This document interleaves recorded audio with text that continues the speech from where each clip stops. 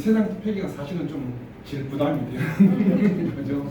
그래서 뭘 할까 이 고민을 참 많이 했었는데 다행히 이게 김근수라고 하는 그 해방신학자 있잖아요, 그죠?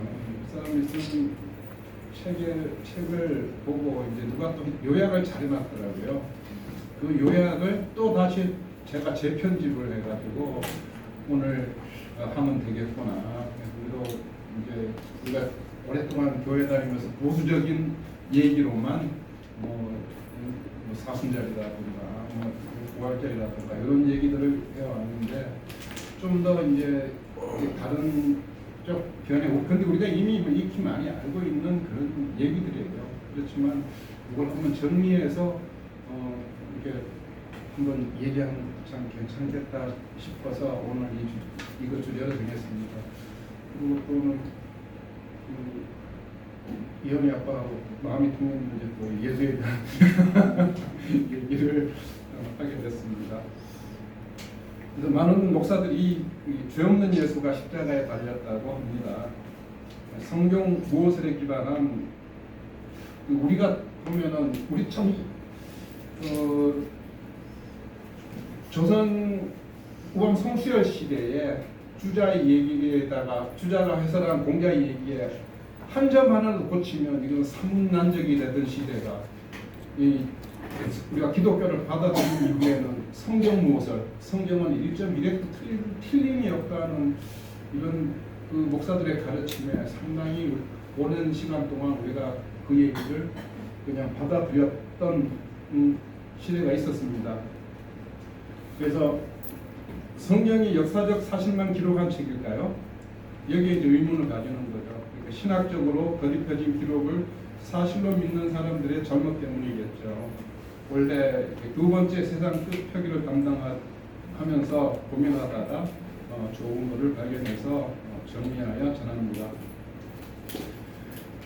예수의 관심은 하느님 나라입니다. 그래서 예수는 사회적 약자들을 우선 선택하여 하느님 나라에 초청했습니다. 예수가 십자가에 못 박힌 것은 사회적 약자를 선택한 것이겠죠. 예루살렘 성전 기득권자들과 로마 제국 권력자들의 이해관계에 부딪혔기 때문입니다. 그래서 인간적인 사람은 사회적 약자에게 가까이 갑니다. 보수적 개신교는 하나님 말씀에만 집중합니다. 그러나 예수의 말씀보다 예수로 인한 사건이 더 중요합니다. 더더욱 중요한 것은 사랑다운 삶의 기회를 잃은 사람들입니다. 예수의 관심은 교회라는 조직에 있지 않았습니다. 가난하거나 병든 사람, 죄인이라고 차별당하거나 소외된 사람 등 사회적 약자에게 열려있는 하나님 나라를 향해 나아가야 한다고 볼 수 있습니다. 가난한 사람을 선택하지 않는 사람 때문에 자기가 감당해야 할 십자가를 지지 않는 사람, 더더욱 하느님의 나라를 반대하고 방해하는 세력에 맞서서 저항하지 않는 사람에 대해서는 하느님과 예수를 팔아먹은 사람들입니다. 관심은 역사적 예수에게 있습니다. 예수는 모든 인간이 그렇듯 어머니의 몸에 잉태되었습니다. 아버지는 건축 노동자였죠. 예수는 성년이 되어 건축 노동자로 살았다고 봅니다. 예수의 동정녀 탄생은 신학적으로 확장된 해석입니다. 예수의 죽음은 자연사가 아니라 정치범으로 사형당했습니다. 죽음을 맞이한 것과 당한 것은 차이가 큽니다. 예수는 유다인으로 유다교의 범주에 머물러 있었습니다. 예수는 유다교를 개혁하려 했던 것이지 새로운 종교를 세우려고 했던 것은 아닙니다. 예수 운동이 훗날 유다교의 갈등을 일으키고 분열해서 그리스도교로 탄생한 것은 사실이지만 예수 자신은 유다교의 가르침을 이해하고 동의했습니다. 예수의 죽음은 로마 제국과 유다교 사제의 저항으로 비롯된 정치적이고 종교적인 죽음이었습니다. 예수의 부활은 하나님의 권능이 죽음으로 끝나지 않으며 온갖 제약과 불의, 고통 가운데서도 사랑과 정의가 승리함을 보여주는 신학적 해석으로 봐야 합니다. 하느님 이름으로 나라를 선포하며 미리 누리며 산 예수의 삶이 죽음으로 헛되이지 않았음을 확정했다는 의미로 해석해야 할 것 같습니다. 예수는 세례자 요한의 심판과 회개의 메시지에 동의해서 요한의 세례를 받았지만 세례운동에 머물 수 없을 만큼 하느님 나라에 대한 열망이 컸다고 봅니다. 세례자 요한은 광야로 찾아온 사람들에게만 회개를 촉구하여 세례를 베풀었습니다. 반면에 예수는 사람들이 있는 곳으로 찾아가서 하느님 나라를 선포했습니다. 세례자 요한은 하느님 나라를 기다리는 사람이었지만 예수는 이미 온 하느님의 나라에서 그 나라를 누리면서 사는 사람이었습니다. 세례자 요한이 장례식 분위기라면 예수는 결혼식 분위기라고 비유할까요? 세례자 요한이 깨끗한 소수를 모으는 데 집중했다면 예수는 더러운 사람들을 끌어안는 데 집중했습니다. 세례자 요한의 종교 엘리트주의를 예수는 민중 중심으로 바꾸었습니다. 세례자 요한에게는 심판과 멸망이 기본이었고 구원이 예외라면 예수에게는 구원이 기본이고 심판과 멸망이 예외라고 할 수 있습니다. 그러나 예수가 세례자 요한의 제자로 머물 수는 없었습니다. 예수의 핵심 메시지는 가난한 사람들을 위한 하느님 나라입니다. 예수는 하느님 나라를 선포하고 전달하는 데 그치지 않고 하느님 나라를 실천하고 하느님 나라를 반대하는 세력에 맞서서 싸웠습니다. 가난한 사람들을 예수 운동의 대상으로만 한정하지 않고 예수 운동의 주체이자 중심이자 핵심으로 삼았습니다.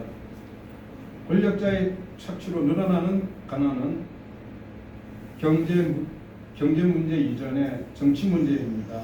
또 신학 문제여야 합니다. 교회나 성당의 헌금을 할 줄 알면서 가난한 사람들과 나눌 줄 모른다면 그리스도인일 수 없습니다.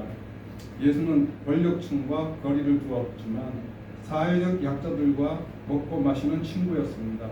사회적 약자들과 모인 자리는 하느님 나라의 상징이자 현재 구원이 실현되는 상징이었습니다. 예수는 죄인의 친구였지만 죄인의 죄가 없다고 선언하지 않았습니다. 우리는 부자와 권력자, 종교 지배층에 대해 무관심했던 예수의 행동에 놀라기보다는 세리와 죄인과 가까이 지냈던 예수에게 오히려 감탄해야 합니다. 가부장사에서 배제되었던 여성들은 예수 운동의 초창기부터 호의적으로 참여했습니다. 예수는 이스라엘 민족에 대한 하느님의 선택, 이집트 탈출과 가나안 땅 정복 등 이스라엘 선조들의 얘기는 주제로 삼지 않았습니다. 유다인이 아닌 이방인을 그 누구보다 자주 접촉했습니다. 예수는 자신의 가르침을 설명하기보다는 제자나 동료로서 살아갈 것을 요구했습니다. 즉 예수 자신처럼 사는 것, 가족과 가문을 떠나고 직업과 소유를 포기하고 욕을 먹고 십자가를 지는 것을 요구했습니다.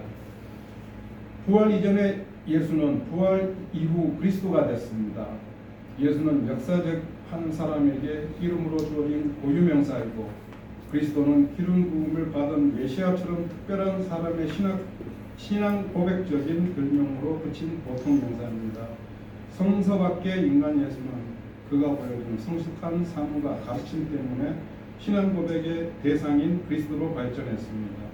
성서는 이미 그리스도로 채색된 인간 예수를 기록하고 있습니다. 그래서 역사적 예수와 믿음의 그리스도는 분리가 어렵습니다. 하나님의 나라와 십자가의 관계를 생각해 봅니다. 예수는 갈릴레아에서 하나님 나라를 선포했고 예루살렘에서 십자가에 달려 죽었습니다. 한국 교회의 많은 기독교인들은 하나님 나라를 왜곡한 천당을 찾지만 스스로 감당해야 할 십자가를 외면합니다.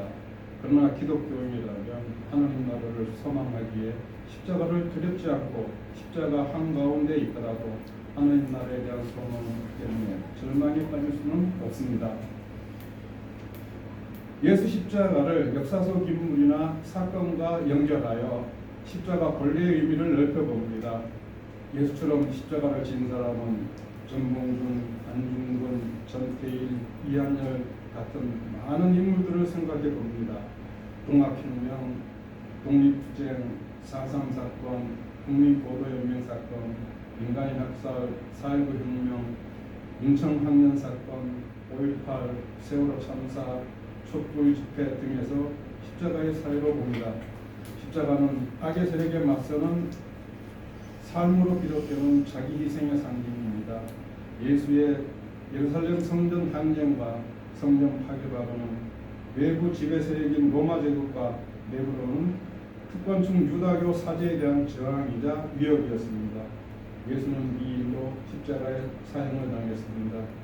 21세기 한반도에서 사는 우리는 남북 분단이 인종 문제와 불평등의 민중 문제를 이야기하는 원인임을 인식하고 자신이 감당해야 할 십자가가 무엇인지 고민해야 할 것입니다.